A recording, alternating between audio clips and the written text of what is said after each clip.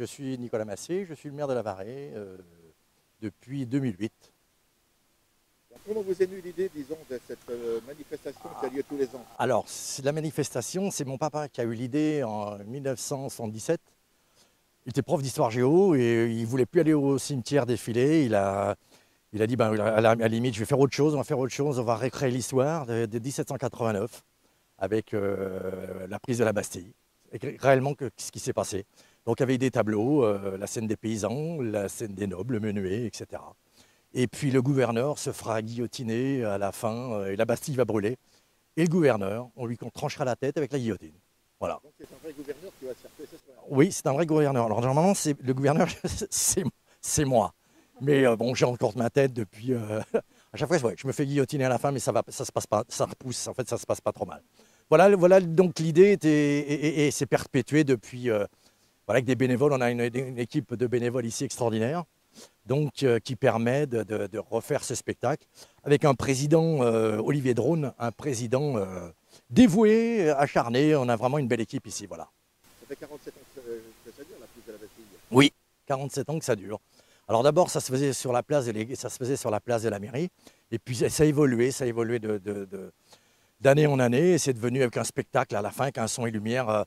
Alors avant, il y avait aussi 9 tableaux, là on en a réduit à 4, parce que après le Covid, on a eu du mal à rassembler aussi pas mal de bénévoles, donc c'est redevenu, et là c'est reparti pour un tour, quoi. Donc ce soir, la Bastille va être brûlée, et le gouverneur guillotiné. Voilà. Dommage pour vous. Mais dommage pour moi, ouais. Surtout que je pars bientôt en vacances, mais ça va, mais ça va bien se passer quand même. Donc beaucoup de monde que vous attendez ce soir, en plus avec le soleil? Ah oui, on a une chance énorme. Bon, je vais dire une chance, c'est que la France ne soit pas qualifiée en finale. Or c'est dommage. Eh ouais, parce qu'on avait déjà prévu d'avoir des écrans, mais voilà, donc ils ne sont pas qualifiés. Et le temps, il est là, donc le temps il est extraordinaire. Donc à partir de là, ça va être génial. Pour nous, c'est gagné là. Pour nous, c'est déjà gagné. Voilà. Donc c'est. Oui, bien sûr. Moi, c'est Olivier Drone. Je préside l'association 14 juillet à La Varrée. Ça fait maintenant 10 ans que je la préside. J'en suis bénévole depuis 20 ans. Et l'association 14 juillet est née des suites de la commune et notamment l'équipe municipale qui, dans les années 90, était obligée de créer une association. Mais historiquement, ça remonte à plus loin. C'est 1977. Le maire de l'époque, Roger Massé, avec son équipe, qui donc a initié cette grande fête le 14 juillet à La Varrée. On en a pris la suite sur la forme associative, 91 je crois, de mémoire. Et puis c'est une grande histoire d'engagement local, l'engagement de l'habitant, mais aussi les villages voisins. Donc les bénévoles, certains, ça fait des dizaines d'années qu'ils sont là. Notamment le maire actuel, c'est le fils du précédent. Donc Nicolas, lui, a toujours connu le 14 juillet à La Varrée. Je ne sais pas s'il connaîtra la prochaine édition, puisqu'on va lui trancher la tête ce soir. Chaque année, c'est la même chose. Donc voilà, l'association, quand on se réunit, on est 25. Quand on commence la Bastille, on peut être entre 3 et 10. Quand on installe toute la fête, on est une bonne vingtaine. Et puis pour le soir, avec tous les figurants, c'est pas loin de 80-100 bénévoles, plus les intervenants. C'est plus d'une centaine de repas qu'on fait pour chacun de nos bonnes volontés. Et vous espérez que ça va durer dans combien de temps? 2077, c'est l'objectif prochain. Et le suivant, 2177. Voilà, non. Les jeunes familles qui nous rejoignent se sentent concernées en se disant les autres ont fait avant nous.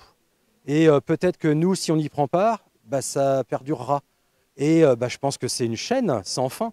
Donc, quel objectif on a à se donner? Aucun, autre que d'accueillir chaque année de nouvelles bonnes volontés. Combien de temps vous avez mis pour construire La Bastille, elle démarre en atelier au mois d'avril. D'avril à mai, 3 mois en atelier pour construire toutes les tours. Elles sont préfabriquées, c'est fait de bois et de carton. On peint d'abord le carton, on fait du trompe-l'œil, des pierres, les joints, etc. On assemble ça sur des structures, des squelettes de lattes de bois sur des couronnes de planches. Et ensuite, on érige tout ça avec des perches qui sont ancrées dans le sol au même endroit, aux mêmes réservations chaque année, depuis 1989, ici sur la base de loisirs. Et ensuite, on relie chaque tour avec des chevrons, des lattes et des cartons. Et cela, pour la finaliser, c'est le mois de juin. Donc en juillet, généralement, elle est terminée, elle est prête, elle attend les intempéries, et les réparations de dernière minute.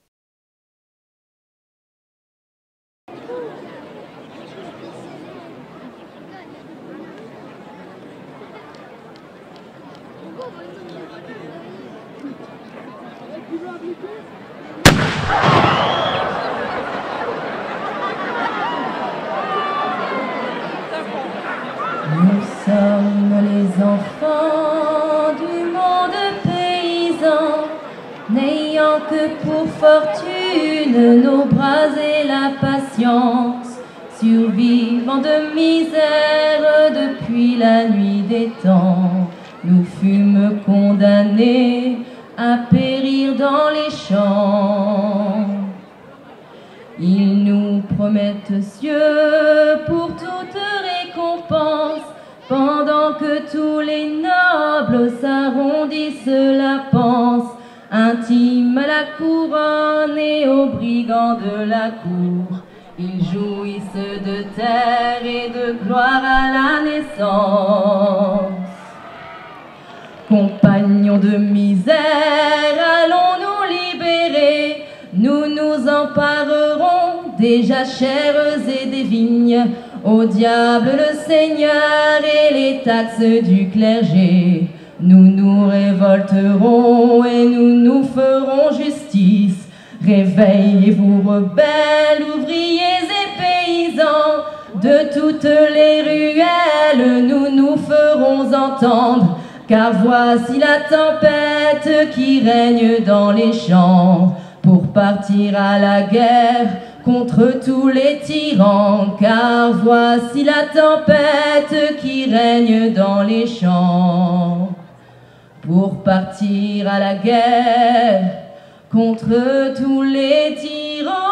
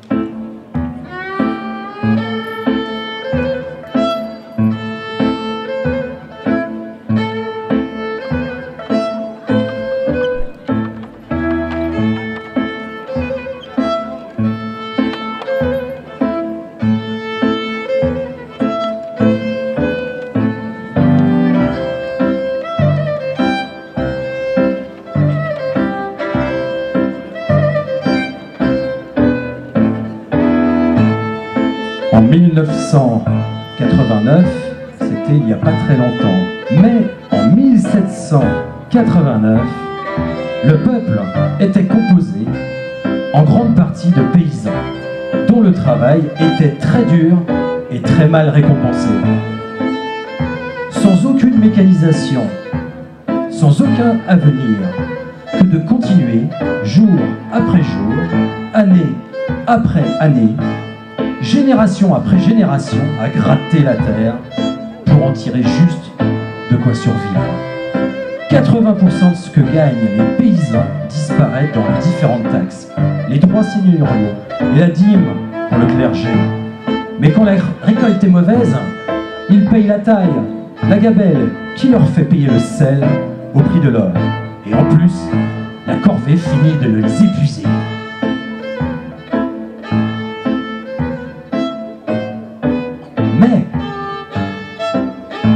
Mais, malgré ça, les paysans trouvent le temps et la force de se distraire et de danser.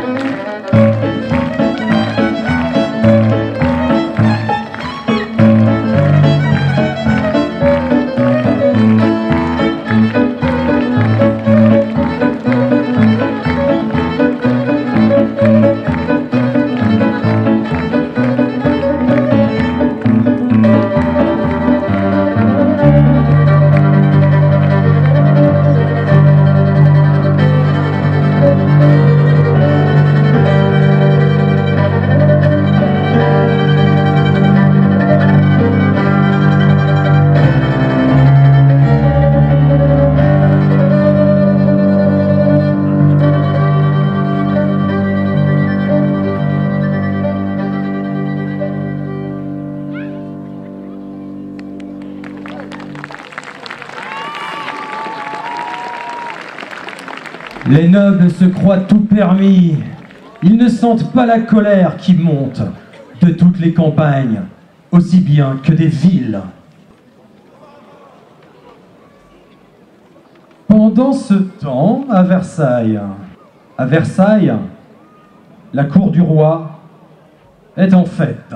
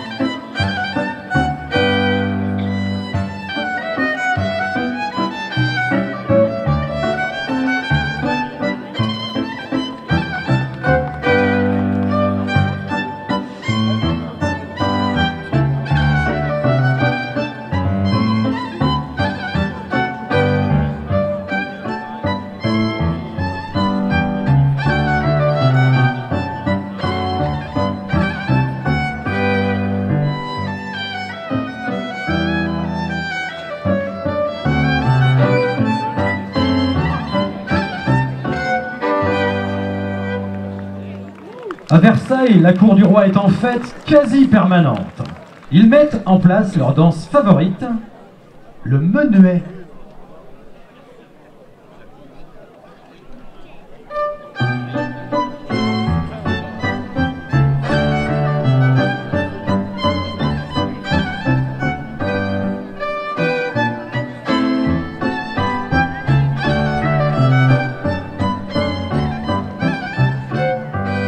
Marquis et marquise de la Grande Motte.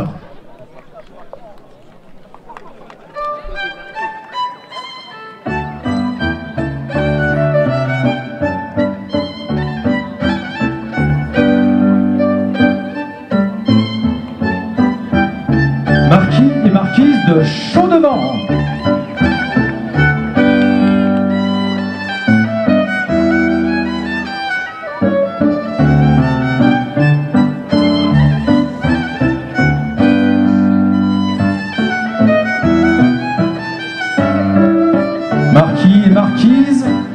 de la Morvonnais.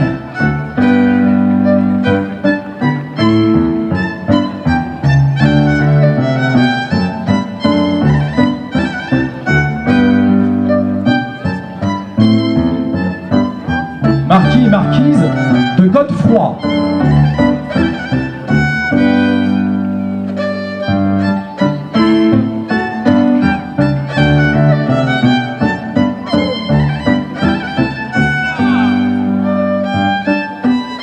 La comtesse et le comte courant de la Poste.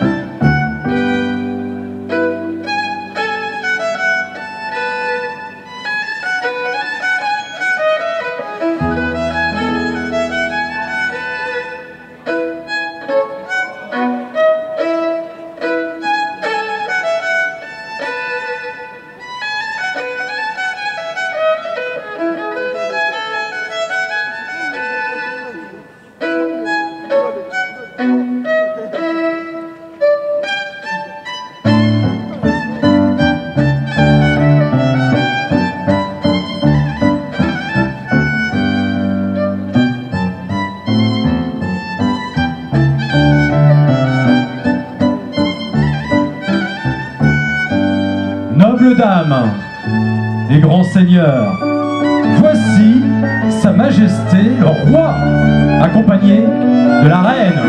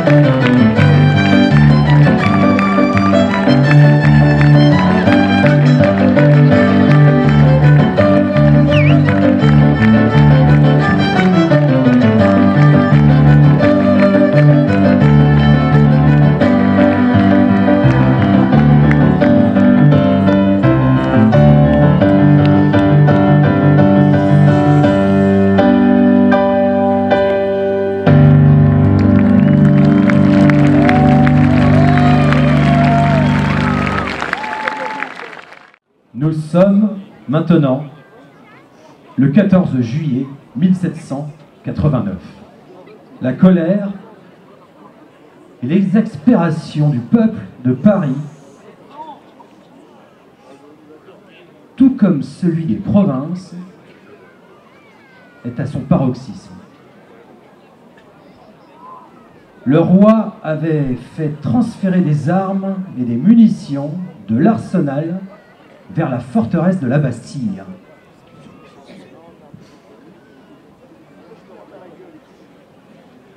Mais le peuple pense que c'est pour mater les émeutes que le roi a fait stocker des armes dans la Bastille. Il faut prendre les devants et attaquer la Bastille afin de récupérer des armes et les munitions. C'est la révolution!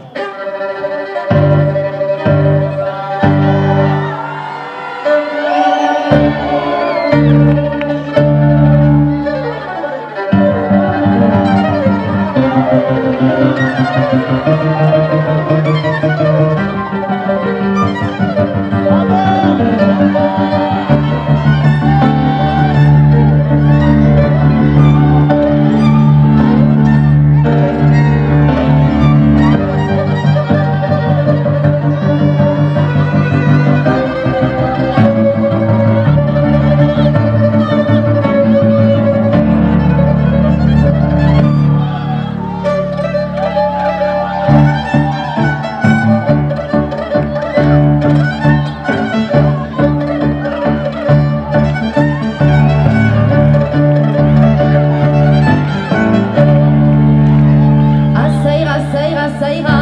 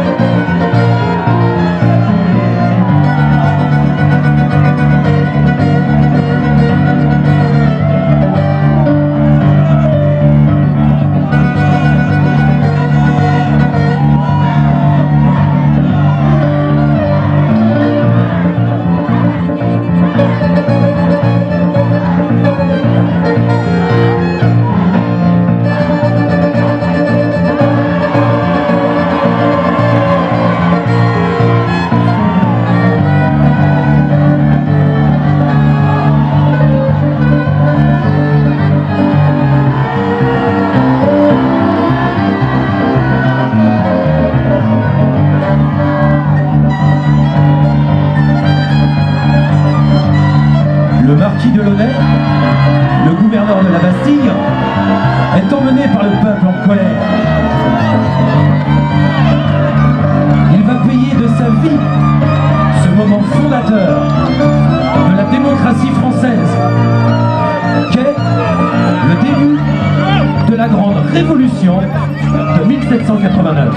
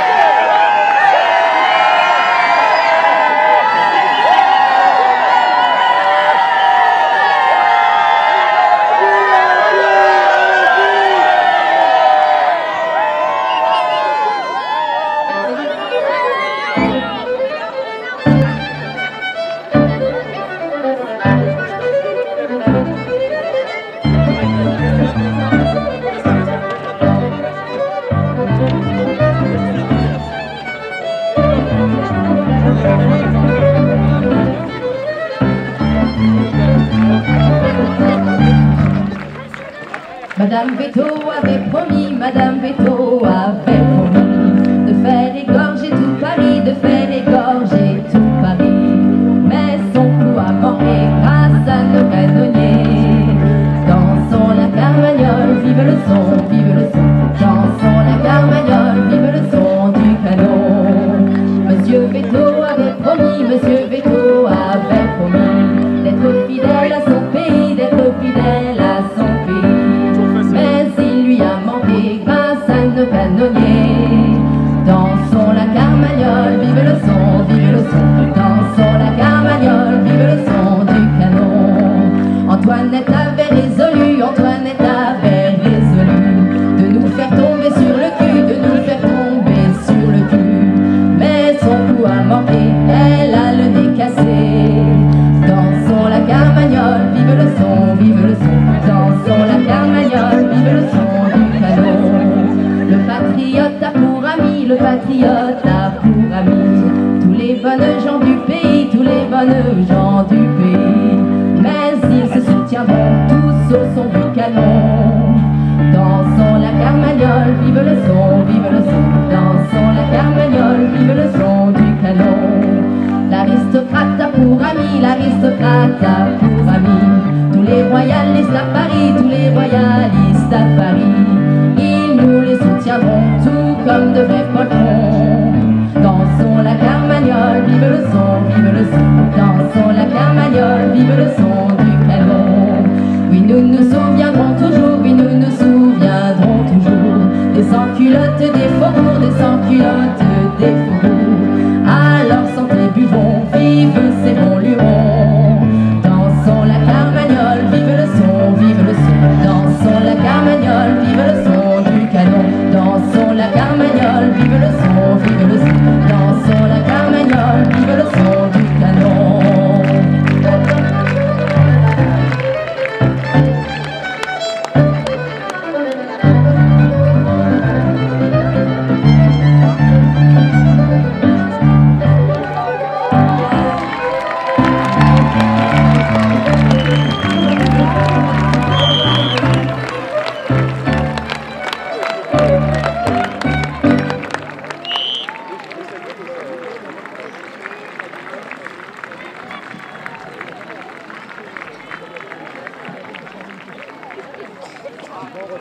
Ça me parle de côté. Attends, Thank